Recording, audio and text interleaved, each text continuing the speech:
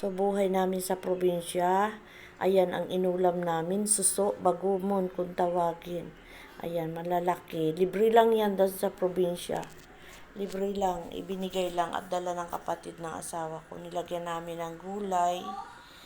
Ayan. At meron niyang alimasag at hipon. Nagata kami ng niyog. Kinudkod namin. Tapos amin ginata. Yan, simple lang mabuhay sa probinsya. Ayan yung alimasag at hipon. Isinahog din namin. Napakasarap. Ayan. Ayan na yung kinudkod na nyo. Ginata na namin. Ayan, ang sarap-sarap. Para ka lang naglalaro. Pero talagang yan ang buhay sa probinsya. Ganyan. Yung bang talagang simpleng galawan pero masaya. Ayan, isinalang na namin sa gatungan na kahoy. Yan, ginatungan ko na ng tawag dyan ay uyo. Uyo ng niyog. Maliyab yan, maliyab. Ang sarap nga magatong. Nalilibang ako't naaaliw sa paggatong doon dahil siyempre alam ko naman na libre lang yan doon. Talagang, kumbaga talagang nilagay ko ng lahat ng kahoy para makita kong nagliliyab. Ayan, lumiliyab na nga.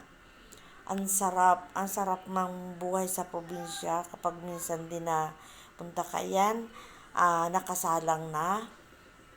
Tayo nating maluto. Ayan, ang sarap po niyan. Seafood, nilagyan namin ng gulay. Ang sarap. Marami yan dahil marami umuwi lahat ng magkakapatid. Ayan, napakadami niyan. Isang talyasi. Pero sa totoo lang, kulang pa. Dahil nga nasarapan, tapos maraming tao, ang sarap kumain.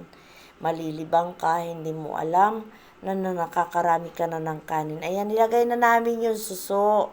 Dahil dapat yan ay hindi masyadong kinukulo. Kasi pag nasubrahan, mahirapan tayong magsipsip niyan. Pag nasubrahan siya ng luto, mahirapan tayo niyan magsipsip. Libre lang yan sa probinsya, mangunguha ka lang doon.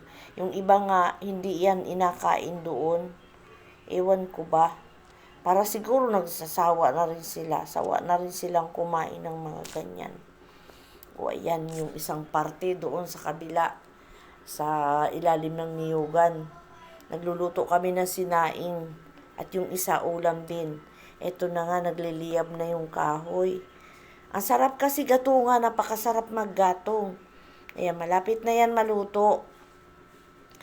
Nabawasan ko ng gatong kasi sobrang liyab. 'Di ba ang sarap ng buhay sa probinsya, simple-simple. Kunti lang ang bibilihin mo doon, mga panamya lang. Pag mga ganyan, libre lang yan. Kasi kinukuha lang yan kung saan sila nandoon. Libre lang manguha. Ang bali binibili lang doon yung mga pampalasa. Ang kalabasa binili din namin pero mura lang yan doon. Napakamura. Hindi ka masyadong masasaktan sa bulsa. Mura lang yan doon. Ayan. At ito na nga, luto na siya. Handa na naming ihain yan. Ihahayin na namin sa mga anak, sa mga apo. Ayan, kadami namin na yung sinasandok na at kakain na kami. Ang sarap-sarap. Ang sarap-sarap niyan. Yung dalawa kong manugang, naaaliw silang magsandok niyan. Tataka sila, ano kaya to? Bato ba ito? Ayan, kainan na. Tara na, kain na kayo. Sarap ng kainan. Ayan, mga anak ko yan. Dala ko lahat ang mga anak ko. Salamat.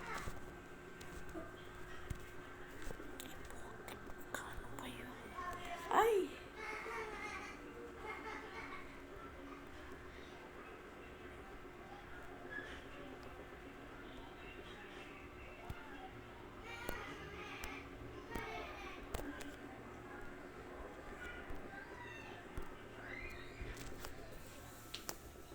Ano ba yun?